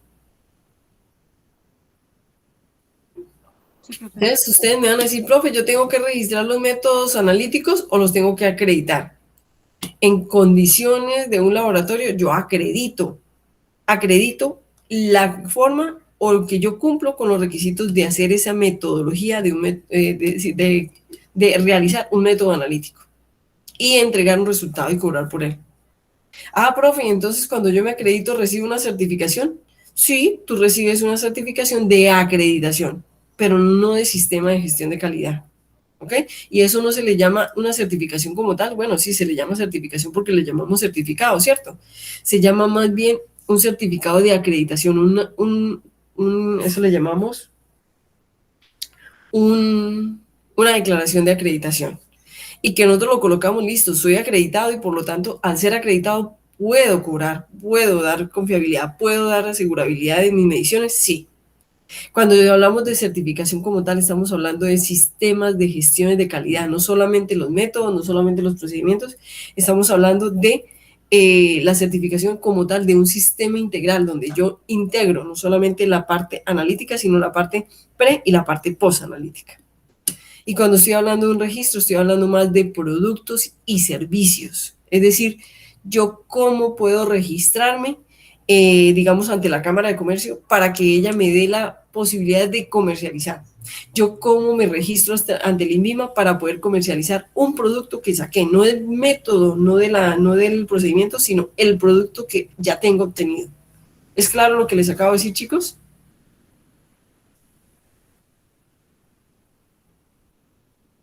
Muchachos. Sí, profe. Perfecto. Entonces, vamos a hablar de qué organizaciones tenemos de normalización a nivel mundial y a nivel también nacional, ¿ok? Entonces, por ejemplo, nosotros tenemos organismos internacionales de normalización. Dentro de esas está el organismo de estándares internacionales, que es el AISO. Es el organismo que se encarga de la normalización, generalmente de métodos, de procedimientos, y no solamente para laboratorios de bioanálisis, sino para laboratorios en general, laboratorios para industriales, laboratorios, procedimientos mecánicos, ¿cierto? Ella se encarga es la organización encargada de normalizar, es decir, de publicar y hacer reconocidos los métodos que ya tienen una confiabilidad y un método y un principio de medición ya definidos por acuerdos internacionales. En caso de la ISO, estamos hablando de laboratorios industriales de métodos analíticos. Cuando hablamos de procedimientos eléctricos, es decir, de métodos de mediciones eléctricas, entonces ya no hablamos de la ISO, hablamos de un instituto que es muy homólogo, hermano y amigo de la ISO, que se llama el IEC, que es la Comisión Electrotécnica Internacional. Es la encargada de normalizar los métodos por los medios de los cuales se cuantifica la energía eléctrica y por medio de las cuales se da toda la cuantificación de todos los métodos que cuantifican los procedimientos electrónicos, etcétera, etcétera. También estamos hablando, por ejemplo, del IEEE, normalmente en inglés IEEE, es el Instituto Electrónico de Ingeniería Electrónica y Eléctrica. Qué pena, muchachos, disculpen. Aló, buenos días. Dígale que siga, gracias. Ok. Chicos, qué pena con ustedes, es que hoy mi hija está cumpliendo años y van a llegar una cantidad de regalos acá a la casa, entonces empezaron a llegar. Entonces no voy a dejar de contestar porque es la portería, ¿ok? Gracias. Eso es lo malo de estar en la casita, chicos. Muy bien. Entonces, estamos hablando de el IE, que es un instituto de ingeniería a nivel reconocido a nivel internacional, que es el que normaliza los procedimientos de eléctrica y electrónica, que trabaja de la mano con la IEC. Por ejemplo, estamos hablando de la ITU, que es la Unión Internacional de Telecomunicaciones. Ellos son los que regulan a nivel internacional las telecomunicaciones, la comunicación satelital, la comunicación por ondas, ¿cierto? Todo lo que se llama telecomunicaciones son regulados por la ITU. Si estamos hablando, por ejemplo, de aeropuertos o sistemas de navegación aérea, estamos hablando de la IATA, que es la Asociación Internacional de Transporte Aéreo, que regula no solamente el transporte, sino los aviones, los sistemas de calidad, entre otros. La IATA es una institución que tiene muchos requisitos de exactitud y de precisión. Son muy altos, muy, muy altos. Y estamos hablando en el caso del alimenticio, del CODES alimentario, que es una institución que da las normas internacionales para pruebas de análisis cuantitativos, analíticos y mediciones en alimentos. Entonces, estamos hablando de cómo el CODIS nos enseña, por ejemplo, a medir la capacidad antioxidante de un alimento, cómo el CODIS nos dice cómo se cómo se determina o cómo se mide la rancidez de una fruta, de un alimento, cómo el Codex nos dice cómo se puede medir, por ejemplo, el pardeamiento de una fruta, y así sucesivamente. Ahora tenemos organismos nacionales de normalización. Entonces contamos con el organismo que está asociado a la ISO a nivel internacional, que se llama el Organismo Nacional de Acreditación Técnica de Normalización Técnica, que reconocemos como ICONTEC. Tenemos, por ejemplo, en otros países como está Argentina, Irán, en España AENOR, en Estados Unidos ANSI, que esto también lo han escuchado ustedes porque muchos de los métodos analíticos dice ANSI-IS, ¿cierto? En Francia se llama ANFOR, entre otros, son organismos que están en los países y que son asociados a estos organismos internacionales, dependiendo de lo que se necesita. Por ejemplo, si ustedes van al INVIMA, el INVIMA está muy asociado al Codex Alimentario y al Codex Farmacéutico, porque el Codex Alimentario no solamente se rige a los alimentos, sino a la farmacia, es decir, a lo que se va a alimentar de forma oral y de forma venosa. ¿Estamos de acuerdo? También, chicos, esos organismos nacionales están organizados por medio de organizaciones regionales. Eso quiere decir una organización que los reúne como tal a todos, y entonces esas organizaciones regionales de normalización nos dan, por ejemplo, una asociación de esos organismos nacionales que hace que tengan una visibilidad ante los organismos internacionales de normalización. Entonces, por ejemplo, a nivel regional, nosotros, Colombia, pertenecemos a Andimet, es decir, nosotros pertenecemos a la metrología andina. Y esa metrología andina se une con otras, por ejemplo, a Noramet, ¿cierto? Que es Norteamérica, se une a otras organismos regionales que nos representan a nivel internacional, y en eso reconocemos el sistema métrico, ¿cómo se llama? Sistema Internacional de Metrología. El Sistema Métrico Internacional de Metrología, no, espérenme. Se llama la Red de Metrología, la Red SIN, la Red de Metrología Internacional. Entonces, chicos, espérenme un momentico, chicos, creo que llegaron a tocar. Un momento, qué pena.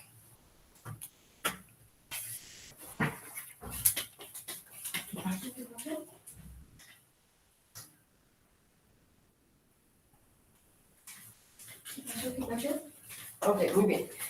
Bueno, chicos, entonces eso quiere decir que nosotros tenemos organismos regionales de normalización, entre los cuales está la Asociación Mercosur de Normalización, que normaliza el comercio, ¿cierto? Aquí en la parte regional suramericana tenemos, por ejemplo, la asociación que regula la economía y cooperación comercial de Asia-Pacífica, ¿cierto?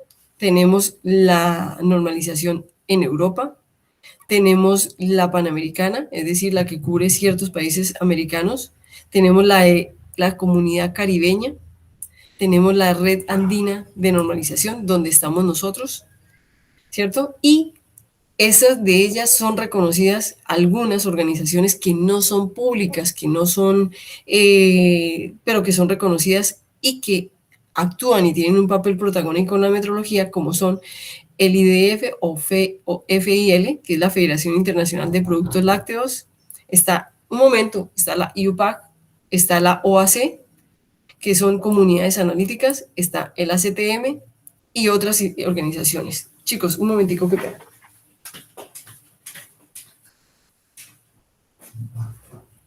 Hola, ¿cómo estás? ¿Qué has hecho? Valentina. Sí. Gracias. Permítame un segundito para verificar. Pero entonces yo no soy Valentina, soy la mamá. ¿Me llamo Valentina? Exacto, sí. Ok. Listo.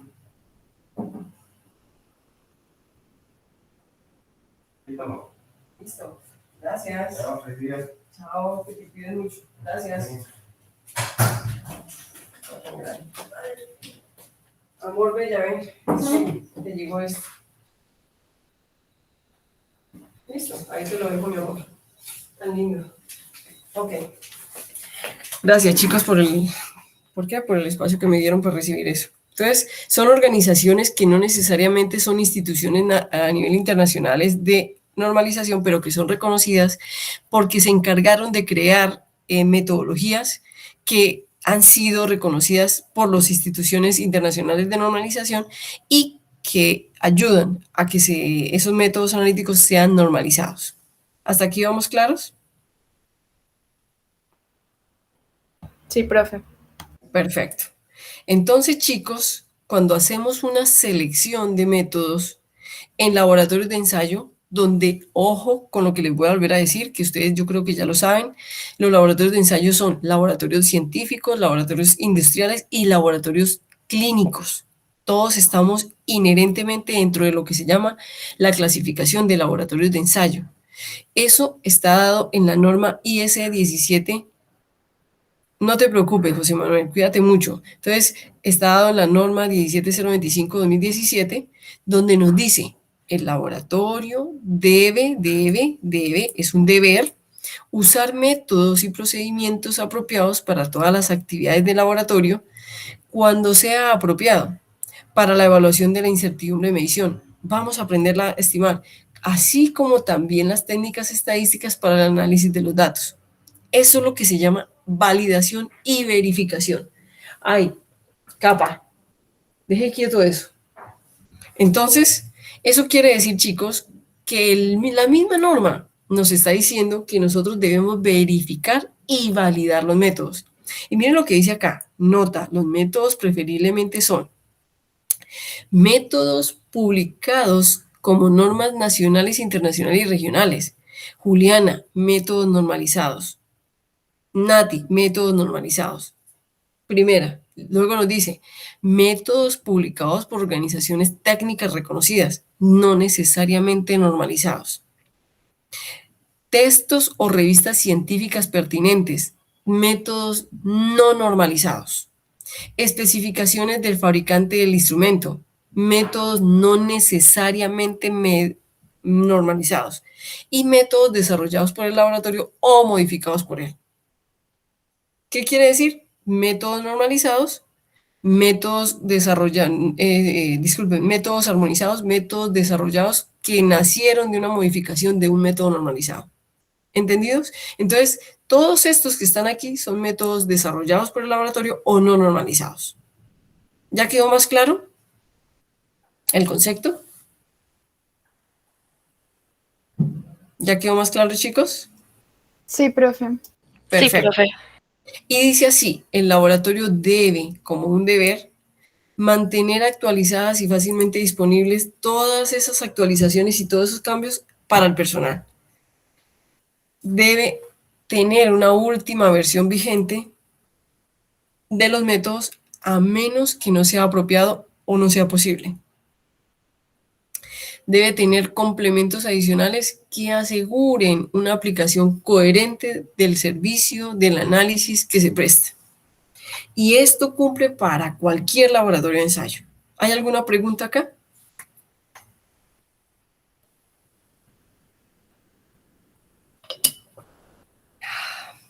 No, profe.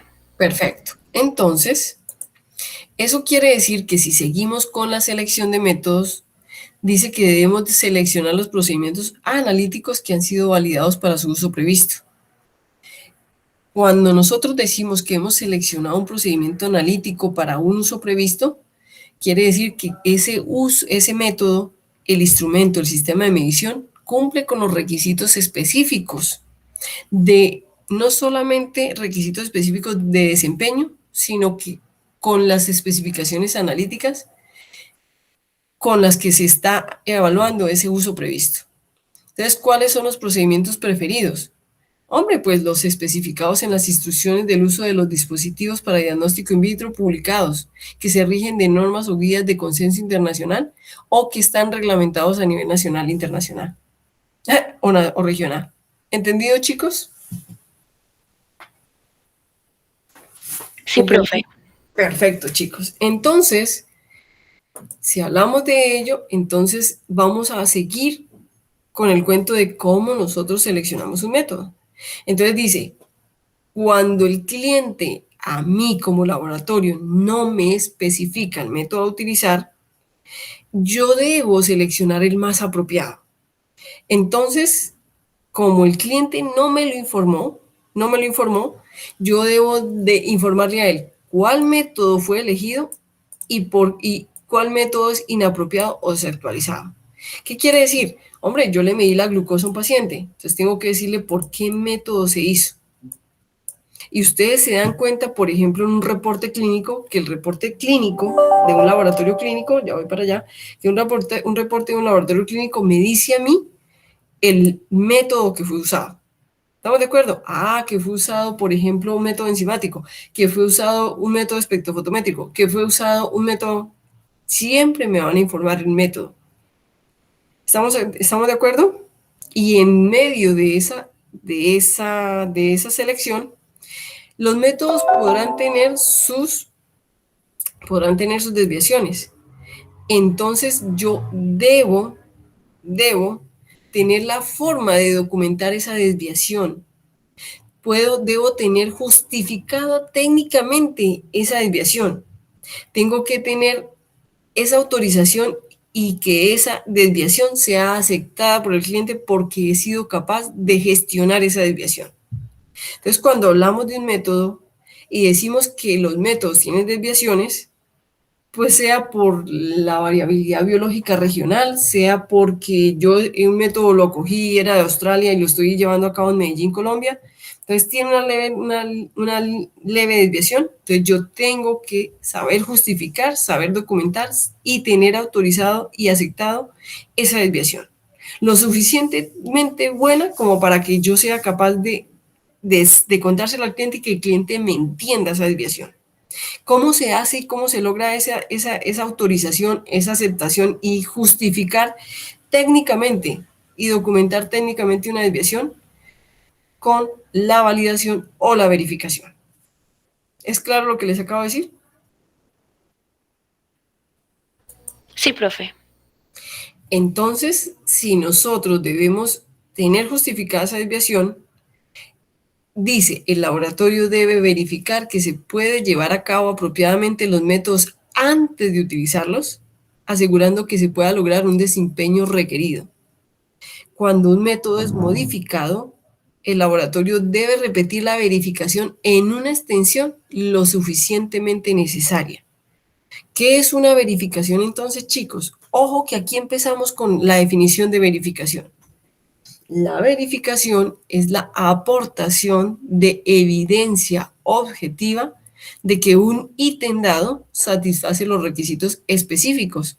Y los requisitos de desempeño específicos me son dados en la norma ISO IEC 99 de 2007. ¿Estamos de acuerdo? Hombre, que ya le van a decir, hombre, entonces usted para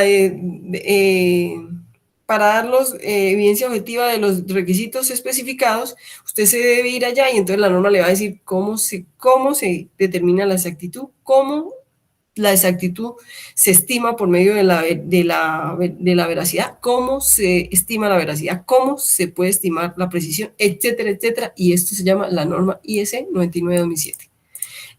¿Ha quedado claro? Sí, profe. Perfecto. Entonces, dice así, el ítem puede ser, por ejemplo, un proceso, un procedimiento de medición, un material, un compuesto o un sistema de medición. Y el laboratorio debe obtener información del fabricante. Ustedes ya se dieron cuenta que para hacer la trazabilidad se necesita información del fabricante o persona que desarrolló el método para confirmar las características del desempeño. Entonces, el laboratorio debe documentar el procedimiento utilizado para la verificación. Entonces, ¿cuándo verificamos? Cuando yo soy capaz de dar una evidencia objetiva, no solamente de hacer lo que ya vamos a aprender, que es verificar, sino también de utilizar la información que me debe dar el proveedor. Porque con esa información yo no solamente voy a aprender a validar, sino que también voy a aprender a verificar, voy a aprender a estimar la incertidumbre. Entonces yo debo documentar todos los procedimientos utilizados. ¿Entendido hasta este momento?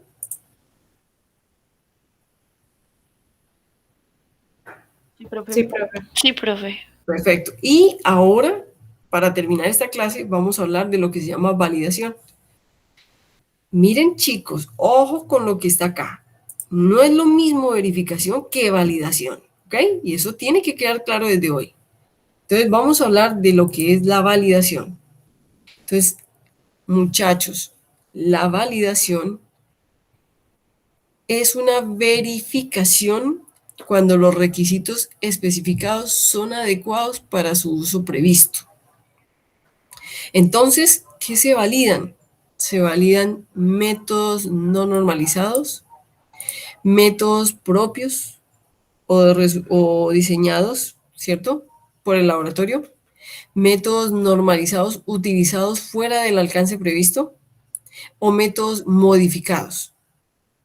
Entonces, ustedes ¿qué pregunta les surge de lo que yo acabo de decirles? ¿Qué pregunta les surge? ¿No les surge ninguna pregunta?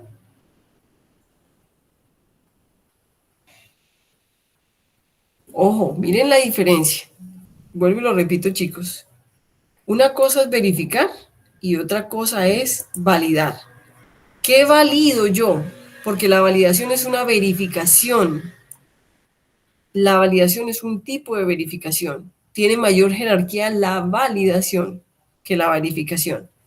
Pero ¿yo qué valido? Valido métodos no normalizados, métodos desarrollados o diseñados in situ, métodos normalizados utilizados fuera del alcance previsto y métodos modificados. Y ojo, la validación debe ser tan amplia como sea necesaria para demostrar que se ha cumplido con los requisitos específicos. Métodos desarrollados por el laboratorio deben tener una actividad planificada, ser asignada a personal muy competente, proveer todos los recursos necesarios, debe tener revisiones periódicas a medida que avanza su desarrollo y modificaciones aprobadas y autorizadas. Entonces yo les hago una pregunta. ¿Hasta este momento tienen claro lo que es una validación, diferencia de verificación?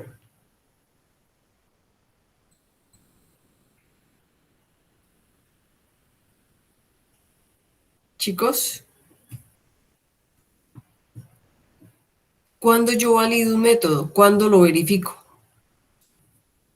¿Qué creen ustedes, chicos?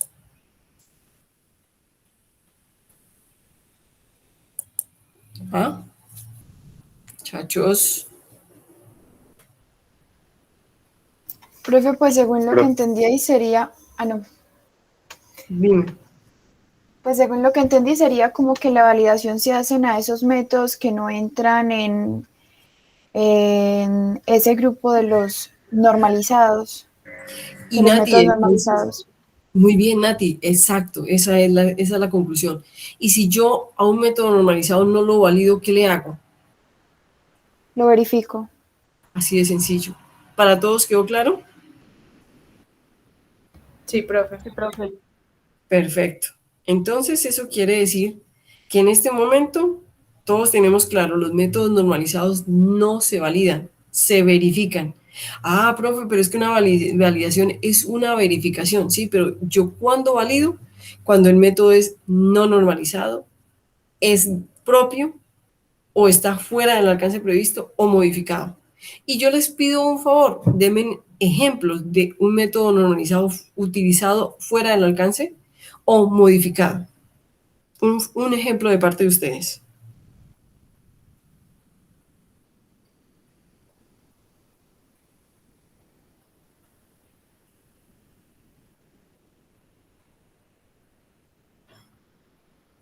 ¿Qué dicen ustedes?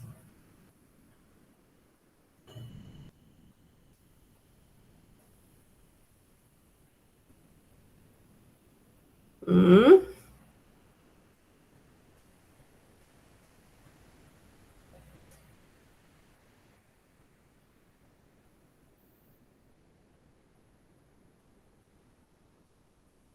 Ah, chicos. Ejemplos de métodos normalizados usados fuera de su alcance. Yo ya le expliqué a Juliana y creo que a Juan José y a todos qué es el alcance. Entonces, ¿qué hago yo con un método, ojo, normalizado, que es utilizado fuera del alcance? Un ejemplo, o un método modificado, porque yo puedo coger un método normalizado y modificarlo. Yo lo puedo coger y modificarlo, chicos.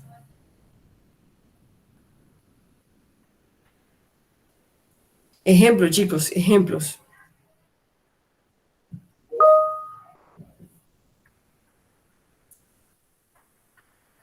¿Qué me dicen ustedes? ¿Mm?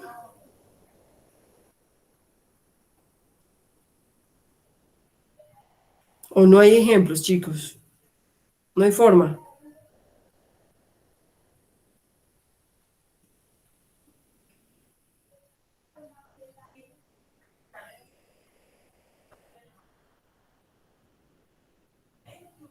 ¿Ah, chicos?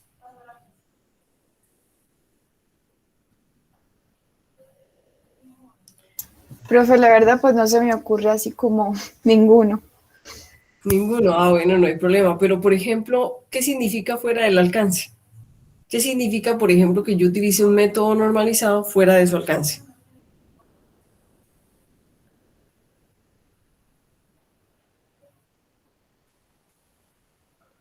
Profe, pues pensaría yo que es pues un método que ha sido aprobado por convención, pues que es sí normalizado, pero que en la práctica o en lo que lo vamos a utilizar específicamente, pues no está como diseñado para eso, pero para nosotros nos funciona. Exacto. Entonces, como yo, y también Juan José, como lo acabas de decir, quiere decir que lo acabas de modificar. Y acabaste de modificar el alcance. ¿Cierto que sí? Sí. Entonces, con el ejemplo de Juan José cubrimos los dos. Y en ese sentido, entonces yo, como lo estoy utilizando fuera de su alcance o lo he modificado en su alcance, debo validarlo. Debo validarlo. Y es lo que vamos a aprender a hacer. ¿Listo? Entonces, dice así, cuando yo valido, debe ser una actividad planificada, debo ser un personal competente, es decir, saberlo hacer, debo proveer los recursos necesarios para poderlo hacer, debo hacerle revisiones periódicas a medida que avanza su desarrollo y debo tener modificaciones autorizadas y aprobadas. Entonces, ¿cuáles son las técnicas para validar un método? Las técnicas para validar un método son calibrar o evaluar el sesgo y precisión utilizando patrones y materiales de referencia. Puede ser comparación con resultados obtenidos con otros métodos validados, porque posiblemente no tengamos métodos de materiales de referencia, pero tenemos métodos que ya son validados y que con los cuales yo puedo medir con ambos y comparar. Puedo hacer una comparación interlaboratorios. ¿Qué quiere decir? Me puedo comparar con otro laboratorio. Puedo hacer una evaluación sistemática de los factores que influyen en ese resultado. Puedo hacer un procedimiento de robustez del método a través de la variación de los parámetros controlados, que lo vamos a aprender a hacer. Y vamos a hacer, y se debe hacer la evaluación o la estimación de la incertidumbre de la medición de los resultados. Entonces, ¿qué debemos conservar o qué debemos documentar en una validación?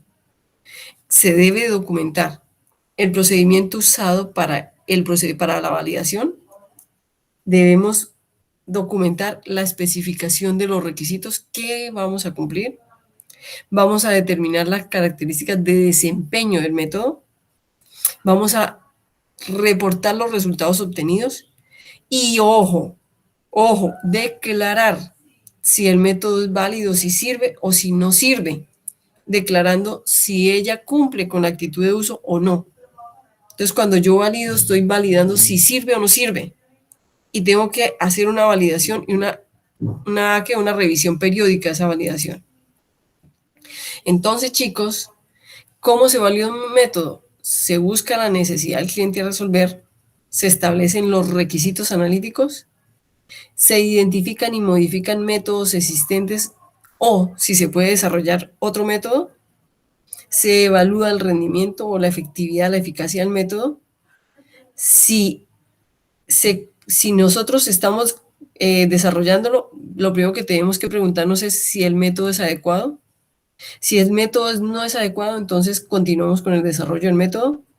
Hacemos revisión de los requisitos analíticos. Si no cumplen, entonces tiene que ser factible que yo busque un desarrollo mayor, es decir, buscar otra forma y continuamos con el desarrollo. Si él cumple con los requisitos analíticos, redefinimos requisitos, es decir, modificamos, como lo dijo Juan José. Si vemos que el método realmente sí se adecua, entonces hacemos una edición del informe de validación, quiere decir documentarlo, y lo utilizamos, quiere decir lo validamos para que realmente veamos si él realmente sí cumple. Si no cumple con nada de esto, decimos simplemente que es un método que no y se debe cambiar, se debe desarrollar uno mejor. Esto es exactamente lo anterior, pero ¿cuál es la diferencia? Que acá tenemos método normalizado, lo que dijo la compañerita Nati, se verifica, no se valida, pero los demás, todos se validan.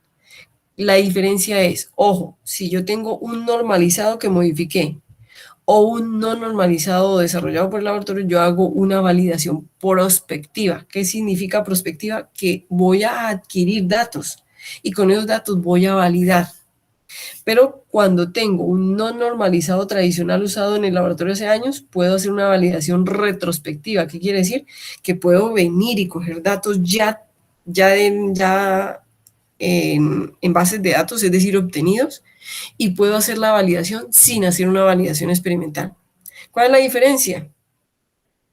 La diferencia es que aquí voy a tener una validación que es mucho más económica porque voy a utilizar datos ya obtenidos, y aquí tengo que hacer una validación experimental totalmente nueva.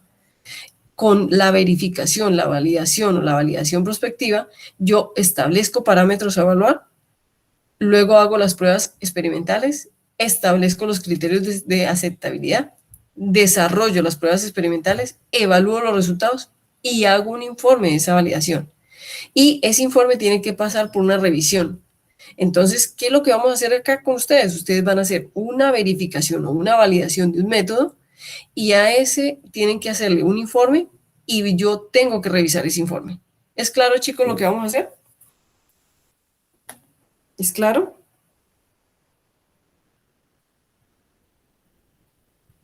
Sí, profe. Perfecto, chicos. ¿Alguna duda? Profe, yo tengo una duda con relación a cuando se realiza la modificación de un método. Dime. Que usted mencionaba que esa modificación debe ser como aprobada. ¿Eso quién lo aprueba? Pues es una aprobación dentro del laboratorio o hay alguna entidad. Inicialmente, como primera medida, el primero que tiene que aprobar el método o la modificación es el mismo laboratorio, es la misma institución. Y cuando ya han surgido ciertos requisitos de aprobación administrativa, ya el laboratorio evalúa qué tan conveniente es que sea aprobado por instituciones de mayor jerarquía, como por ejemplo el Instituto Nacional de Salud, como por ejemplo la red de laboratorios, como por ejemplo la Organización Mundial de la Salud, y así hasta que llega a la ISO. ¿De acuerdo? Listo. Gracias. ¿Tú puedes manejar un método autorizado y por tu propio laboratorio? Sí. ¿Estamos de acuerdo?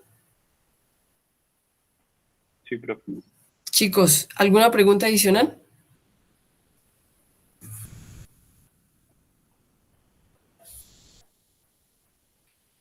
Chicos, entonces espero que les haya quedado muy claro. Nos vemos el jueves. Que tengan un feliz día. Voy a terminar la grabación y entonces en ese sentido yo trato de colocarles todas las grabaciones que les he hecho en estos últimos días que no las he puesto en el canal, ¿ok?